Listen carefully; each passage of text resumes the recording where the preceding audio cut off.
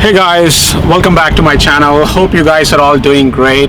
So today a little story time. If you remember last time when we went on our road trip to Yellowstone, I hit 150k miles on my Nissan Sentra.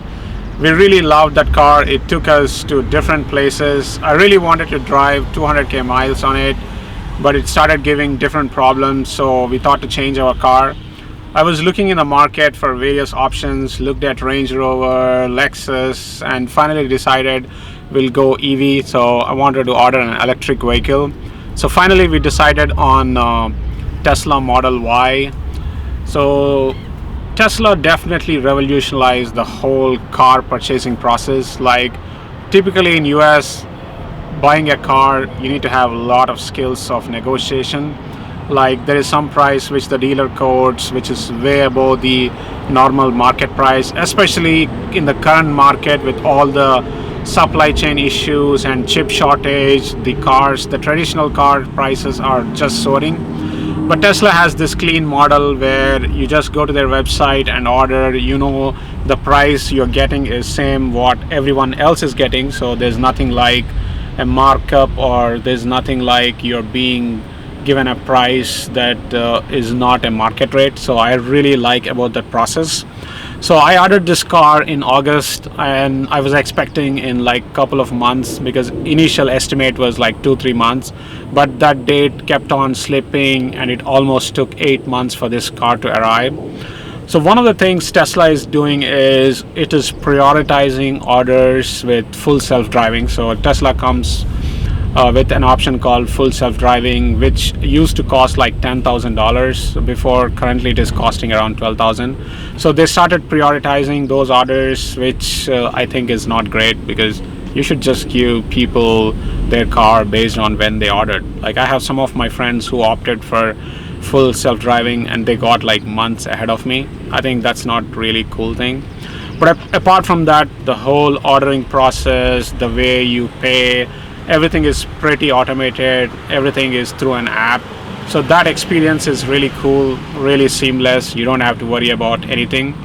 I actually wanted to go to like the showroom to take my order. Like I want to film how I get my car delivered, but because of the issue with the space and stuff, they actually just delivered that car to my home.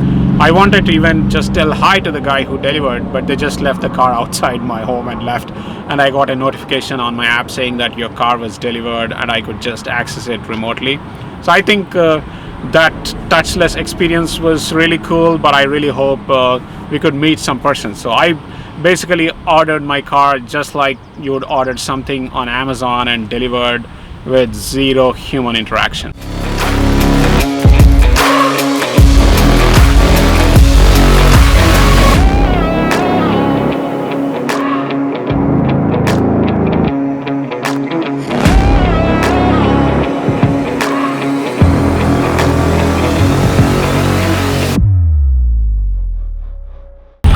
So now we'll go through the different features of the car. You can control pretty much everything through the app. So I'll actually open my frunk, the famous frunk for the Tesla. So because Teslas don't have any engine in the front, so there's a lot of space, and you have what they call frunk. This is just like a front trunk. So let's open this.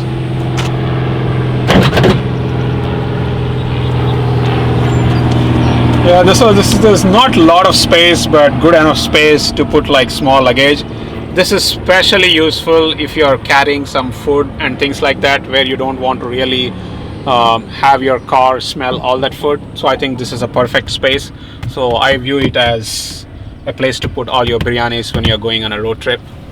So coming to the other features, we have something called as keyless entry, because you have an option to pair your key with your Tesla app, and as soon as you come close to the car and you try to open it, it will unlock itself. So this is pretty cool, and I always miss carrying my keys for the old car.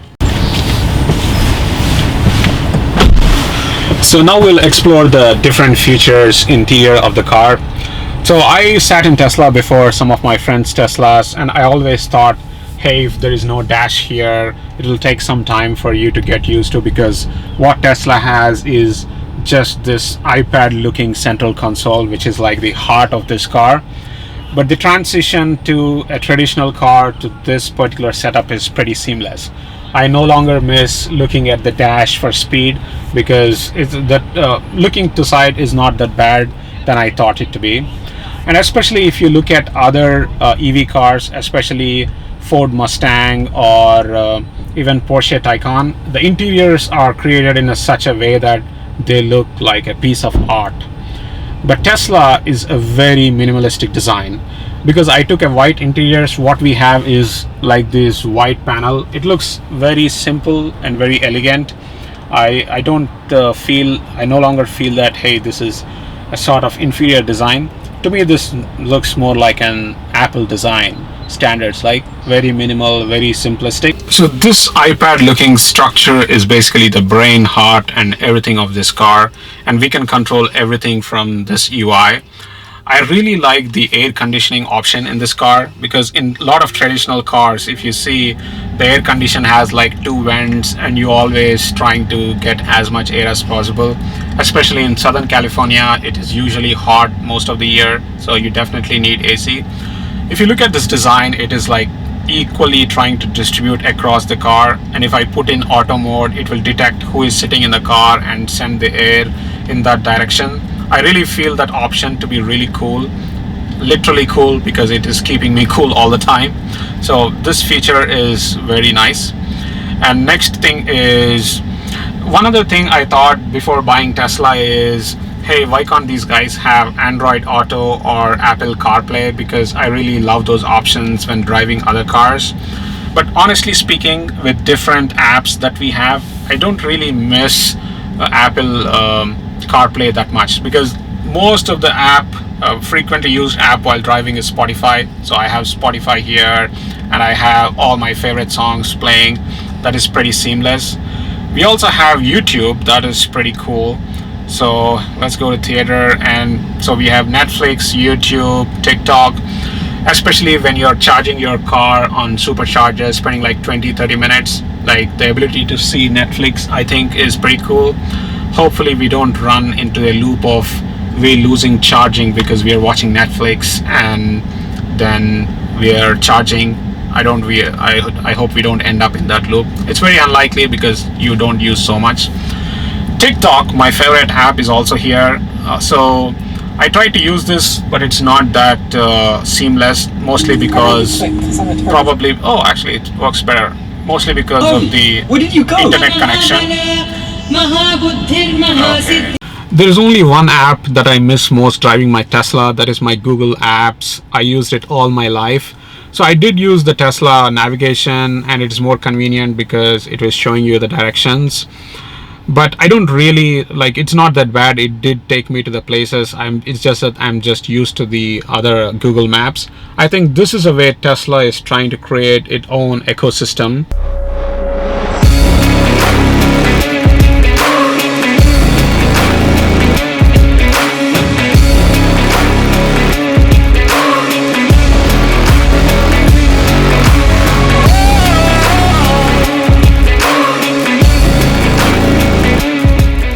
There is something called full self-driving, which they used to sell for $10,000 when I ordered it, and currently it is like $12,000. I did not really take that option because I felt that full self-driving is something that is not market ready.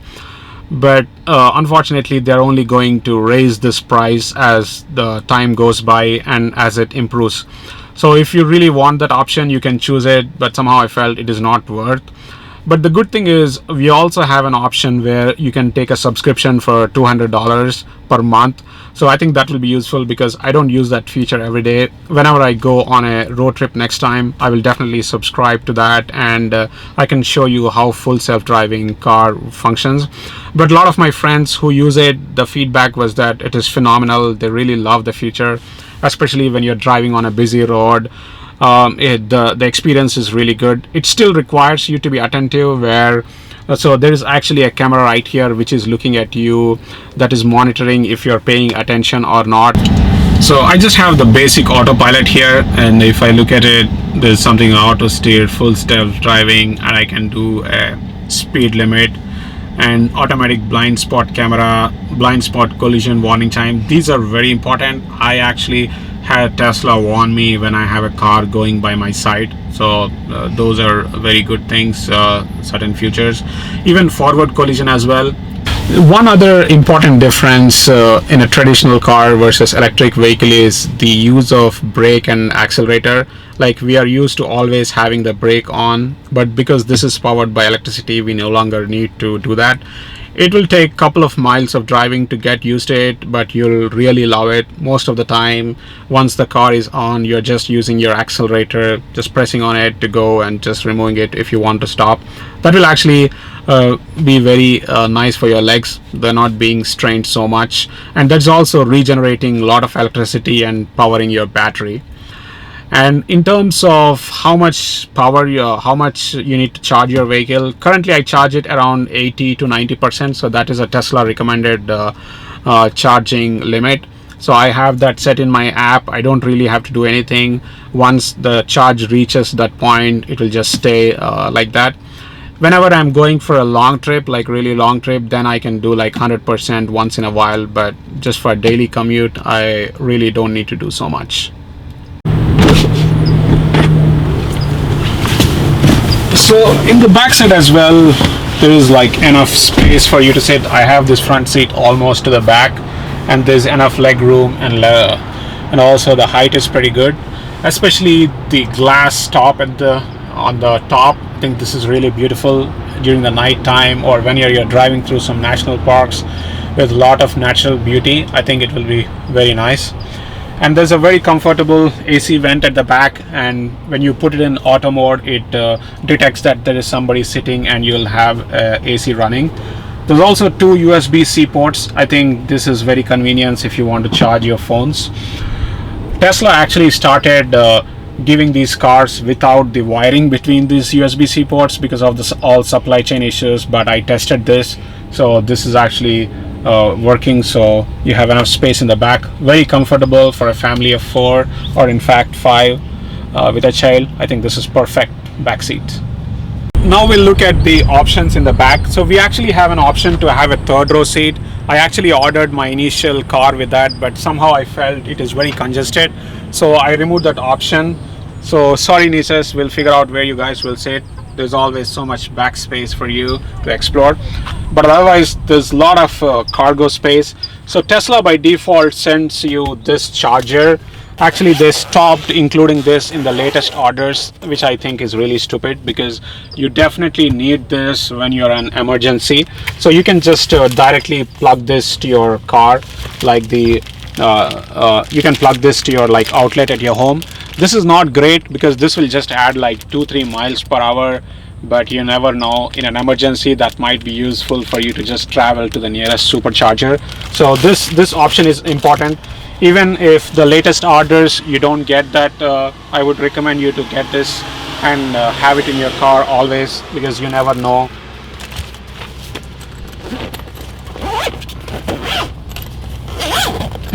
So there's also some extra storage space here.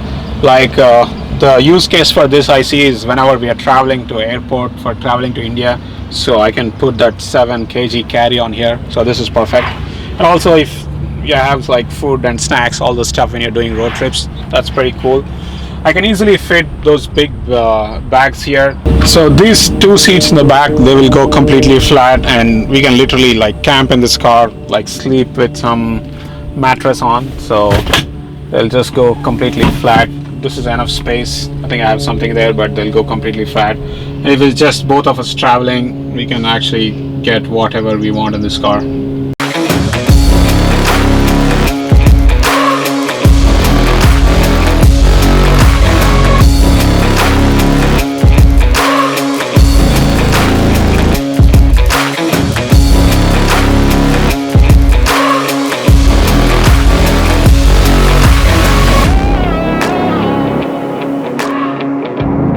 More than a car manufacturing company, I think Tesla is actually a software company, a most advanced AI software company.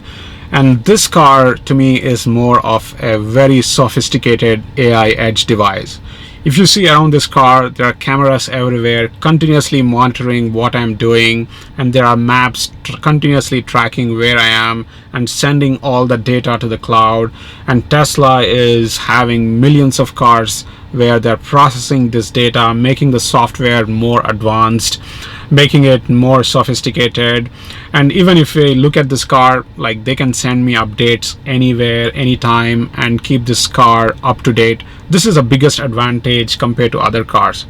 Especially if you look at EV market, two important players, Lucid and Rivian, they make some of the beautiful cars. I love those two cars. Especially Rivian is like pretty close to my house, and I see a couple of Rivians around whenever I go for a coffee or something. They're really beautiful cars. But the biggest problem for these EV startups is how they do a mass production. How do they scale production? And Tesla had the biggest advantage of solving that problem before EV became a big thing. They had enough lead time. They figured it out. They have these beautiful gigafactories around the world. And the other EV startups are struggling big time. And if you put these EV startups apart, the traditional car manufacturers, the Toyotas, the Fords, all these guys also try to, they're understanding now that they cannot ignore EV anymore, and they have the advantage of having this capacity to mass produce their cars. So I hope they really bring more affordable cars, because I really feel the biggest problem for EV adoption is the cost. Like, how can you expect someone to spend $60,000 for a very normal car? This doesn't even have full self-driving. So how can people afford those cars? Like, if I spend $60,000, I can get a very beautiful, advanced, normal ICE car. So with all these new startups coming in, with the traditional car manufacturers moving to EV, I really hope the price of EV cars comes down drastically so that this becomes really mainstream. There's always this misconception that just because you're driving an electric vehicle, your impact on environment is so less, you are everything green. But that is not exactly true. There are two important aspects for you to consider when evaluating what impact you're having in the environment through an electric car. First is the manufacturing process. So a lot of these electric cars use lithium-ion batteries, which inherently use cobalt and nickel. And there are a lot of mining practices where there is child labor involved. There's a lot of unethical mining that is happening around the world. So we need to ensure that is not happening.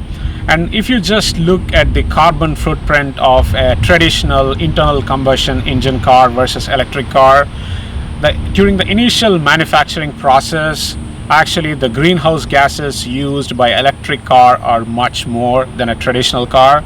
But over a period of time, I think it's around like 5 years or 3 years, when you drive the car where an electric car is not emitting any greenhouse gases while the ICE is doing, that is when you actually realize the gains. So that is one important aspect you need to consider when evaluating, especially if you're doing a lot of good road trips, if you're driving a lot as your daily commute vehicle. In the long run, you will definitely have a positive impact on the environment versus using a traditional car. So that is one important aspect. The other one is, how are we charging this car? So for example, if we are just using electricity at home and driving it, and if your electricity department is actually using fossil fuels in turn to power this, it probably makes no sense, because you're still using fossil fuels. Though the impact is less than using an ICE in the long range, but still it does have impact. So the best thing to power your car is to do solar energy. Like, there are all the statistics on how solar on a small portion of Earth can power the whole world. But I think the real challenge is transmission and handling the losses of those. And the best solution for that to be to have solar on top of your roof for your daily needs and power your Tesla or any electric car. I think that will be the more efficient way to do this. I also have a Tesla solar coming up next weekend. They'll be installing, but I think it will take a couple of months or weeks for that to become operational, because there are so many approvals and coordination with my electric company to do that. So I'm really waiting for that to happen so that I can power my Tesla with solar on my roof, and that will be the real clean deal.